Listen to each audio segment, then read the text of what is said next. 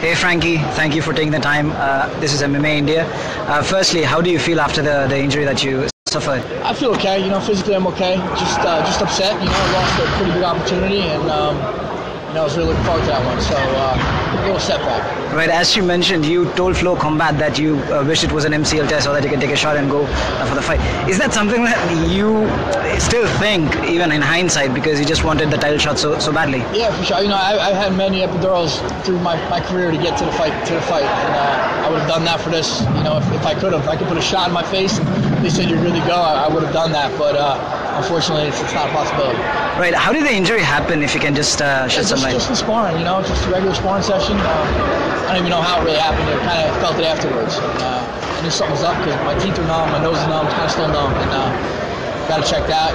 I blew my nose actually, and my face filled with air, so I kind of knew something was up. Right, and the featherweight division itself for the past couple of years has been in a transitional phase with Conor coming in, then Jose Aldo obviously, and Max Holloway. What do you make of the entire division as it stands?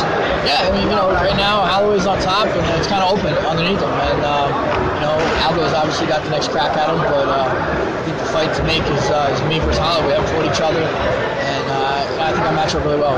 And when are you expected to get cleared to step back inside after I think like 6 weeks from now I should be able to start, getting back to contact training. I can still cardio, hit pads and whatnot, and I'll remain doing that. But once I get the clearance, I'll start taking some hits. All right. So before Jose Aldo stepped in, it was Cub Swanson that kind of threw his name in the hat. What do you make of Cub Swanson's status right now as it stands? Yeah, Cub's doing well. He's on a pretty good win streak. I don't think he's fought the highest level guys. I don't know how many guys he's fought in the top 5 or top 10, whatever it may be. But he's a player in this game. Right, and you have been one of the legends in the low weight classes, featherweight division, the lightweight division. What do you make of those divisions now being the 2 most exciting divisions in the UFC? Yeah, I'm not surprised at all. Light guys that we bring it. We always have high energy, great technique, and it's always so evenly matched because there's so many good guys in these weight classes. So to me, they're the most exciting in UFC.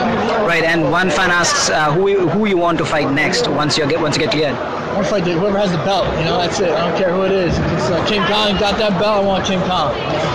And how did it feel when you got injured and when you were told that you had to face medical suspension and could not fight in the main event? It hurt, man. It felt like a death. Death in the family. That's what it felt like. I was definitely bumming, but I got my family, I got my friends, got my coaches, got my team, and we'll bounce back. Right, and you've been shifting to Bahrain and United States, training at KHK MMA.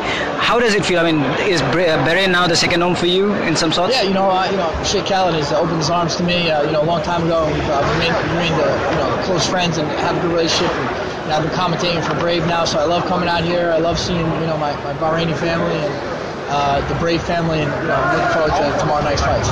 Right, and since Jose Aldo now stepped in, who do you think or who do you want to come out on top?